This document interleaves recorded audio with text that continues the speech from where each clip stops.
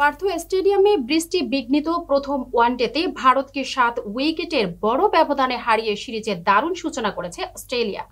26 ওভারে নেমে আসা ম্যাচে 131 রানের সহজ লক্ষ্যে 29 বল হাতে রেখেই পূরণ করে স্বাগতিকরা। বিস্তারিত থাকছে ডেস্ক রিপোর্টে।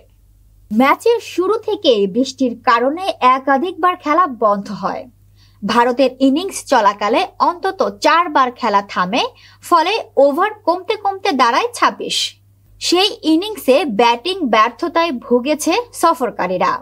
অনেকদিন পর দলে ফেরা দুই অভিজ্ঞ ব্যাটার রোহিত শর্মা ও বিরাট কোহলি প্রত্যাশিত পারফরম্যান্স দিতে পারেননি। রোহিত করেন 8 রান আর কোহলি ফেরেন 0 রানে। নতুন অধিনায়ক শুভমান গিলও তেমন কিছু করতে পারেননি। লোকেশ রাহুল 31 বলে 38 রান এবং অক্ষর পেটেল 38 বলে 31 রান করে ভারতের ইনিংসকে কিছুটা টেনে তোলেন।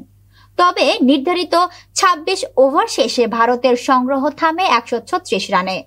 জয়ের লক্ষ্য তাড়া করতে নেমে দ্বিতীয় ওভারেই ট্রাভিস হেডকে হারায় অস্ট্রেলিয়া। তবে এরপর আর কোনো চাপ নিতে হয়নি স্বাগতিকদের। অধিনায়ক মিচেল মার্শ দায়িত্ব নিয়ে ইনিংস গড়ে তোলেন এবং 52 বলে 46 রানে অপরাজিত থেকে দলকে জিতিয়েই মাঠ ছাড়েন।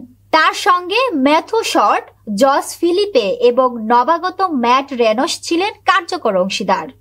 ফিলিপে ও মার্শের তৃতীয় উইকেট জুটিতে আসে 55 রান, যা কার্যত ম্যাচের গতিপথ নির্ধারণ করে দেয়। শেষ পর্যন্ত 7 উইকেট হাতে রেখে এবং 29 বল বাকি থাকতেই জয় নিশ্চিত করে অস্ট্রেলিয়া। মার্শের নেতৃত্বে দলটি সিরিজে এগিয়ে গেল 1-0 ব্যবধানে। আর ভারতের জন্য এটি ছিল রোহিত কোহলির প্রত্যাবর্তনের দিনে হতাশাজনক এক পরাজয়।